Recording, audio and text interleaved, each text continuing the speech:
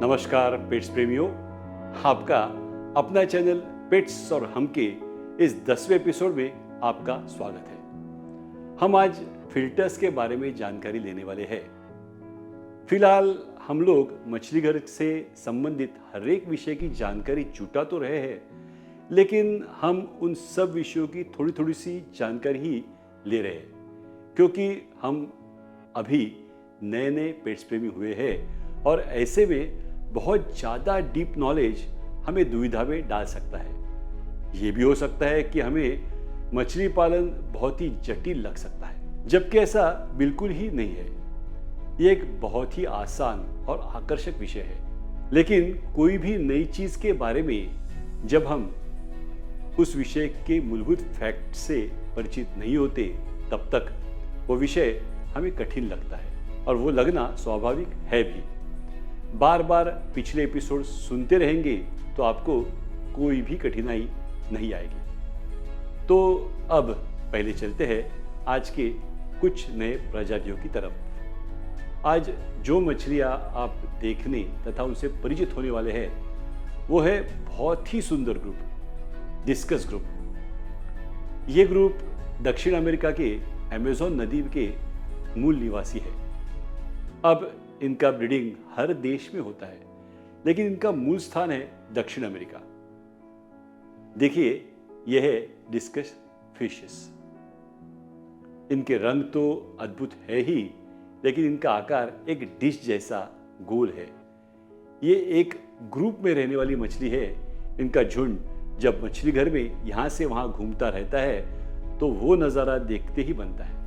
5-6 inch तक बढ़ने वाले ये गोल और एंजल मछली जैसे चपटे आकार के जीव बड़े ही मिलनसार और शांत होते हैं। इनके साथ कोई भी एग्रेसिव ग्रुप की मछलियां कभी भी नहीं रखनी है। ये लाइव फूड मजे से खाती है। सूखे हुए ट्यूबिफिक्स वर्म्स भी बड़े ही चाव से खाती है। फ्लेक्स फूड या गोलियां भी खाती है, लेकिन उसके लिए उन्हें कुछ दिन का समय देना पड़ता है। जब वो आपसे और अपने मछली घर के वातावरण से परिचित हो जाएगी तो ये सब प्रकार के फूड वो अपनाएगी और फिर इनके रंग भी और उभर कर आएंगे। जब तक इन मछलियों के रंग चमकीले हैं तब तक चिंता की कोई भी बात नहीं है। फिर भले ही शुरू में 3-4 दिन तक कोई भी प्रकार का खाना वो स्वीकार न करें। इन्हें टैंक के नए उपनिवेश में घुल मिल जाने को समय लगता है। ये अंडे देने वाली मछली है और अपने टैंक में ये प्रजाति बच्चे पैदा करे, ये संभावना जरा कठिन है। लेकिन इन्हें अपने टैंक में तैरते हुए देखना बड़ा ही सुंदर लगता है। अगर आप अभी नए नए इस फील्ड में प्रवेश कर रहे हो, यानी कि आपने अभी नई शुरुआत की है, तो डिस्कस पालने की चेष्टा न करें, ऐसा हमें लगता है। एक तो ये मछलियाँ बहुत ही महंगी होती है और ज़रा नाजुक भी होती है, इसलिए 1 या 2 साल के बाद आप ये मछलियाँ घर ला सकते हैं। तब तक पेट शॉप्स में जाकर इन्हें निहारना शुरू रखिएगा। आज की दूसरी वैरायटी है प्लैटी ग्रुप। ये छोटे आकार के सुंदर जीव अपने टैंक की शोभा बढ़ाते हैं। इनकी भी बहुत सारी वैरायटीज है। ये सर्वाहारी मछलियाँ 1.5 या 2 इंच के आसपास बढ़ती है। ये भी लाइव बेरर मछलियाँ है, यानी कि ये सीधे बच्चे को ही जन्म देती है। मूलतः मध्य अमेरिका से आई हुई ये मछलियाँ सबके साथ रहती है, लेकिन एग्रेसिव ग्रुप से इन्हें आपको बचाए रखना है। मतलब कि अगर इन्हें टैंक में रखना हो तो एग्रेसिव ग्रुप की एक भी मछली टैंक में नहीं होनी चाहिए। यह है इनकी कुछ वैरायटीज: सनसेट प्लेटी, वैकटेल प्लेटी, गोल्डन प्लेटी, यह है मिकी माउस प्लेटी। देखिए इनकी पूंछ पर मिकी माउस का चेहरा है, दिख रहा है ना। और यह है वेरीगेटेड प्लेटी, सॉल्ट एंड पेपर प्लेटी। फिर है टैक्सिडो प्लेटी जिसका आधा शरीर ब्लैक है। और फिर हाईफिन प्लेटी, यानी कि उसकी ऊपर की फिन बहुत बड़ी है। अब जान लेते हैं फिल्टर्स के बारे में।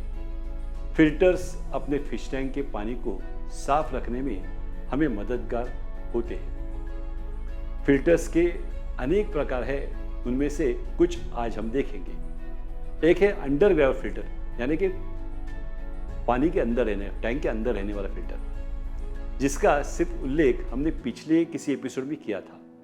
तो ये फिल्टर एक जालीदार प्लास्टिक ट्रे है। इन्हें आपस में जोड़कर बड़े बड़े टैंक में भी इन्हें लगाया जा सकता है।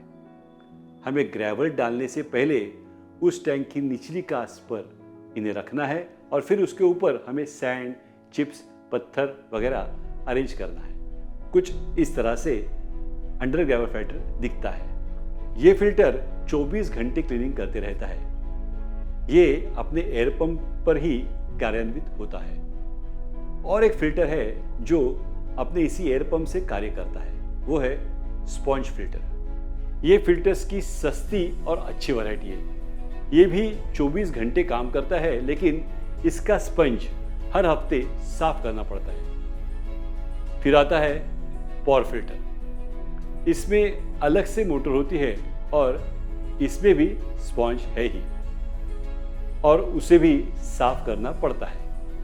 ये पॉर फिल्टर है, यानी कि इसकी सफाई करने में पॉर मिलती है और उसकी क्षमता उससे बढ़ती है। इस फिल्टर का स्पॉन्ज भी 15-20 दिन में साफ करना आवश्यक है। पेट शॉप्स में अलग अलग पॉर फिल्टर्स मिलते हैं। अपने टैंक के आकार को ध्यान में रखते हुए इसे चुनना आवश्यक है। अपने नज़दीकी पेट शॉप से कौन से फिल्टर का पॉर फिल्टर उपयोग में लाना है, उसकी जानकारी हम जाके ले सकते हैं। पॉर फिल्टर में अलग अलग मीडिया, यानी कि कार्बन, फिल्टर बॉल्स और स्पॉन्ज को भी उपयोग में लाया जाता है। इस प्रकार के फिल्टर को बायो फिल्टर कहते हैं। इसके बाद हम देखेंगे कि ओवरहेड फिल्टर कैसे होता है। ये फिल्टर टैंक के ऊपर रखा जाता है और टैंक का पानी ऊपर खींच के इस फिल्टर से गुजर के फिर टैंक में छोड़ा जाता है। इस फिल्टर में स्पंज तो होता ही है, लेकिन उसकी कभी 2 या कभी 3 परतें भी होती है। ये स्पंज के अलग अलग वैराइटीज होते हैं, इनके कारण पानी एकदम साफ होके फिर टैंक में वापस जाता है। कॉर्नर फिल्टर टैंक एक कोने में लगता है जो इस ओवरहेड फिल्टर जैसा ही काम करता है। सम फिल्टर खासकर समुद्र की मछलियों के टैंक में लगाते हैं। वैसे मीठे पानी वाले, यानी जिसके बारे में हम बातें कर रहे हैं, उसमें भी हम लोग ये लगा सकते हैं। ये एक अलग सा टैंक होता है जिसमें मछली घर का पानी लाया जाता है और अलग अलग मीडिया से उसे गुजार कर उस पानी को साफ किया जाता है। फिर उस साफ पानी को फिर से मछली घर में छोड़ दिया जाता है। कनिस्टर फिल्टर यानी कैनिस्टर फिल्टर, ये भी इसी तरह काम करता है सम की तरह, लेकिन इसमें एक कंटेनर लगा के उसमें मछली घर का पानी खींच कर लाया जाता है और साफ करने के बाद वो साफ पानी फिर से मछली घर में छोड़ा जाता है। इस फिल्टर में अलग अलग मीडिया तो होते ही है, लेकिन आईवी लैम्प के द्वारा मछली घर के पानी को साफ किया जाता है, यानी कि मछली घर के पानी में जो भी विषाणु है उन्हें मार दिया जाता है। कैनिस्टर फिल्टर की ये विशेषता जान के बड़े बड़े मछली घरों में इसे लगाया जाता है, ताकि इतने बड़े टैंक को बार बार साफ करने की जोखिम और तकलीफ न उठानी पड़े। तो ये थे फिल्टर्स। और ये थी फ्लिंटस की कहानी। अब आज हमें यही रुकना पड़ेगा।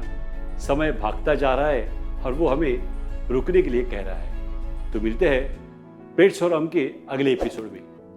अभी भी आपने चैनल सब्सक्राइब नहीं किया हो तो कृपया अभी कीजिए और बेल आइकन को दबाना न भूलें। मिलते हैं अगले भाग में, आप और मैं, नितिन आनंद।